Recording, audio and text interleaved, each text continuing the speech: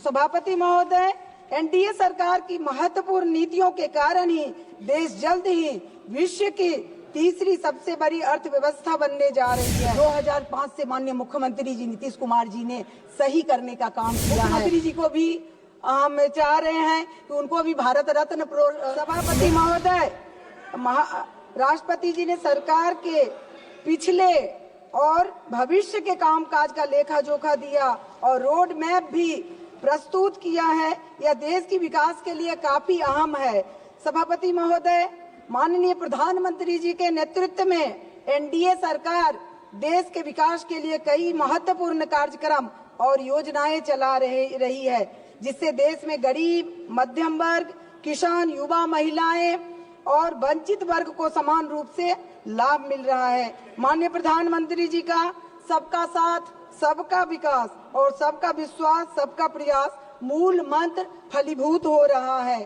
सभापति महोदय, एनडीए सरकार की महत्वपूर्ण नीतियों के कारण ही देश जल्द ही विश्व की तीसरी सबसे बड़ी अर्थव्यवस्था बनने जा रही है।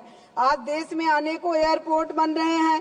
175 मेडिकल कॉलेज में करीब 2 लाख मेडिकल छात्रों के लिए सीटें हैं। आगे करीब 75,000 सीटों को बढ़ाया जा रहा है। सरकार देश के सभी जिलों में कम से कम एक मेडिकल कॉलेज स्थापित करने के लिए प्रतिबद्ध है। इसी क्रम में मेरे संसदीय क्षेत्र शिवहर में भी एक मेडिकल कॉलेज की स्थापना जल्द होनी चाहिए, ऐसी जनाकांक्षा है। देश में औद्योगिक पार्क बन रहे हैं, टेक्सटाइल पार्क बन रहे हैं, किंतु अभी बिहार में भी इसे जोड़ा जाए, हमारा ये कहना है। माननीय अध्यक्ष महोदय, मैं आपको बताना चाहूंगी कि बिहार जब है, बंटवारे के बाद बिहार में बाढ़ सुखाड़ की ही बाकी रहा और खनिज संपदा झारखंड चले गए।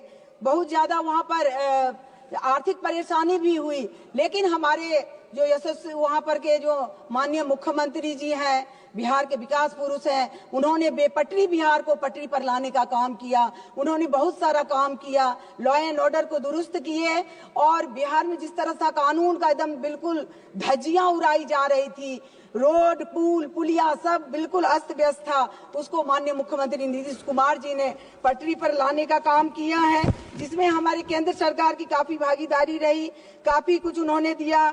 मुख्यमंत्री नीतीश कुमार जी ने 50% महिलाओं को पंचायती राज में आरक्षण दिए। साइकिल योजना में लड़कियों को दिया गया। पुलिस में महिलाओं की सबसे ज्यादा भर्ती हुई। आज बिहार को देश दुनिया में गर्व से नाम लेते हैं। एक समय था जब बिहारी को गाली समझा जाता था, लेकिन आज बिहारी जो है अपने को गर्व महसूस करते हैं जब से नीतीश जी मुख्यमंत्री बने हैं। विभाजन के बाद बिहार का बहुत बुरा हाल था, आर्थिक तबाही से बिहार गुजर रहा था। माननीय मुख्यमंत्री जी सुशासन से बिहार को आगे बढ़ाए, पटरी पर लाए। केंद्र सरकार का भी मैं आभारी हूँ कि उन्होंने बिहार को आगे बढ़ाने के लिए काफी वित्तीय सहयोग दिए हैं, इसलिए माननीय प्रधानमंत्री जी का भी मैं आभार व्यक्त करती हूँ। बहुत सारी बातें हैं, समय अभाव है, ले आपको मैं कहना चाहूंगी कि 26 साल में मैं सांसद बनी और वो वैशाली चुनाव था।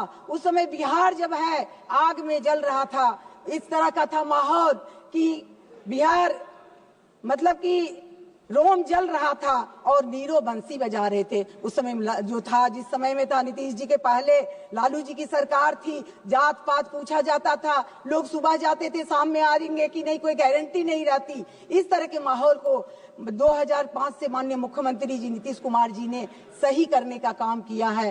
तो इस तरह रहा है, आप जान रहे हैं, और उसमें केंद्र सरकार का सहयोग भी हमें मिल रहा है।